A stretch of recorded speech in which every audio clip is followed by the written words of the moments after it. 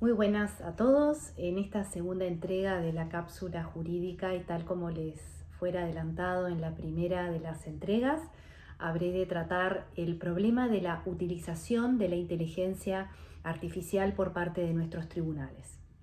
Este es uno de los mayores desafíos que enfrenta la Administración de Justicia, no solamente en el Uruguay, sino también en el resto de los ordenamientos jurídicos. La inteligencia artificial tiene múltiples sesgos y nos ofrece básicamente dos grandes cosas. Por un lado, nos asiste, nos ayuda, nos hace las cosas más fáciles y rápidas, lo cual es muy atractivo y relevante. No hay nada de alguna manera rupturista o tan negativo en este sesgo, ¿sí? Porque en suma son mecanismos que colaboran con las personas, ¿sí? El otro sesgo, este sí que es un poco más polémico, por cierto, es aquel que busca reemplazarnos, ¿sí? Reemplazar al ser humano. Y la pregunta que nos debemos plantear es incómoda, pero es ineludible. ¿La inteligencia artificial permitirá en algún momento reemplazar al ser humano en la toma de decisiones jurisdiccionales?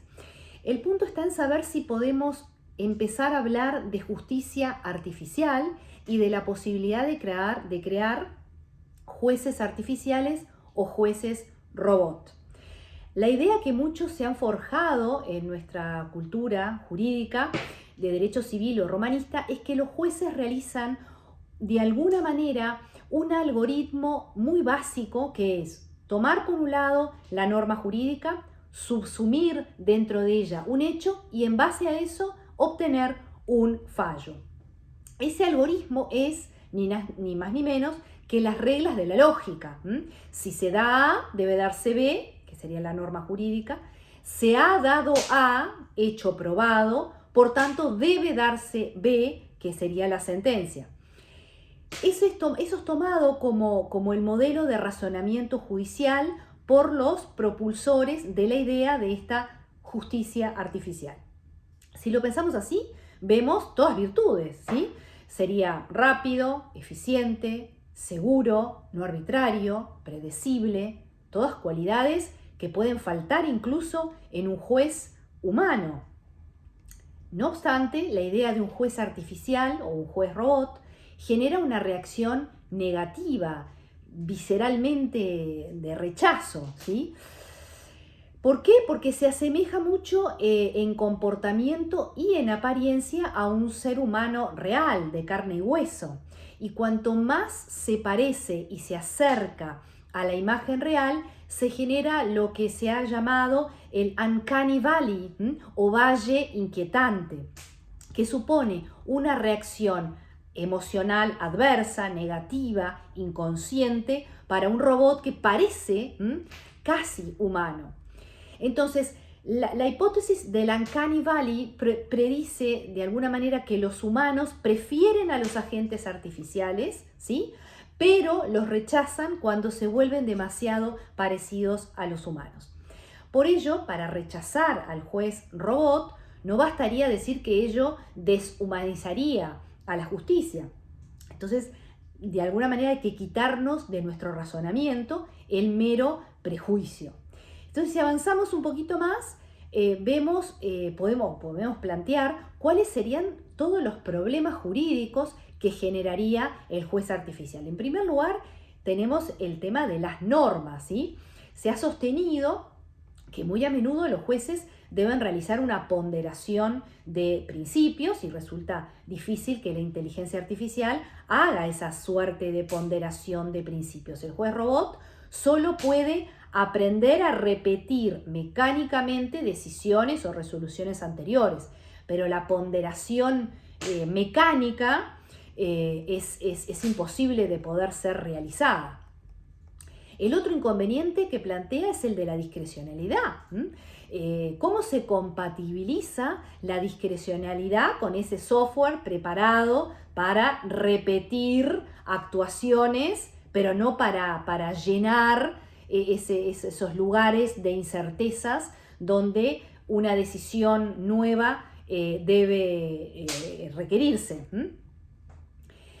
En los sistemas, por ejemplo, del common law, la cuestión de razonamiento por precedentes es difícil de compatibilizar con la justicia artificial. Bueno, hasta aquí hemos visto todos problemas, ¿no? Y si avanzamos un poco más, podemos ver también que nos enfrentamos a otro problema, que es no menor, que es cómo el juez artificial podría emular el razonamiento jurídico. Es decir, podría deducir soluciones al relacionar normas con normas y hechos.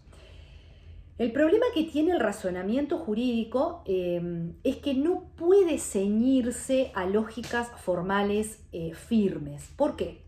Porque la lógica se basa en la relación de enunciados que tienen un valor de verdad, es decir, son verdaderos o son falsos.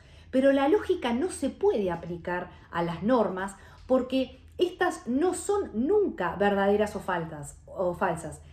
Solo indican el deber ser, no lo que es.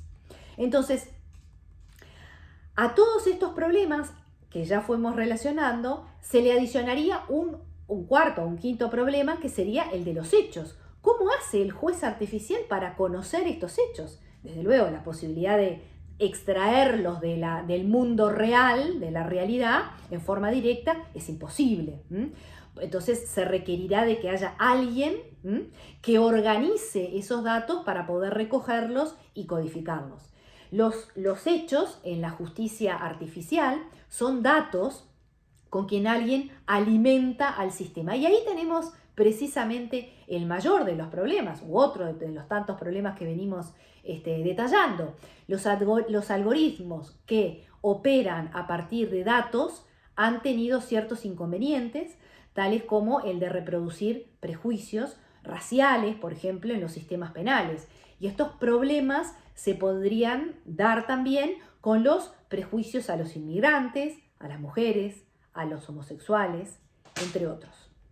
Entonces, ¿por qué? Porque siempre va a haber alguien detrás de ese juez artificial, porque es alguien de carne y hueso, desde luego, que debe programarlo, es el machine learning, ¿no? El juez artificial lo que hace es, ante tales impulsos o inputs, se generan tales o cuales respuestas que aprende y repite. Las incorpora, por supuesto, y luego las repite, pero no las puede cambiar. Entonces eso también generaría lo que se ha llamado la denominación de la petrificación o fosilización del sistema jurídico.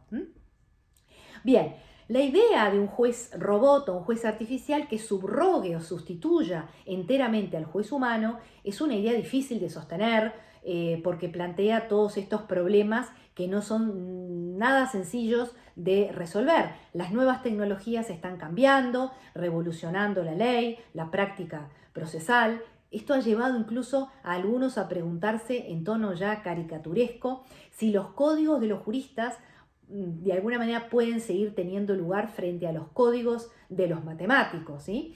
Los ingenieros o los data scientists, de hecho, compiten con los operadores legales tradicionales, los jueces, los abogados y también contra las editoriales jurídicas.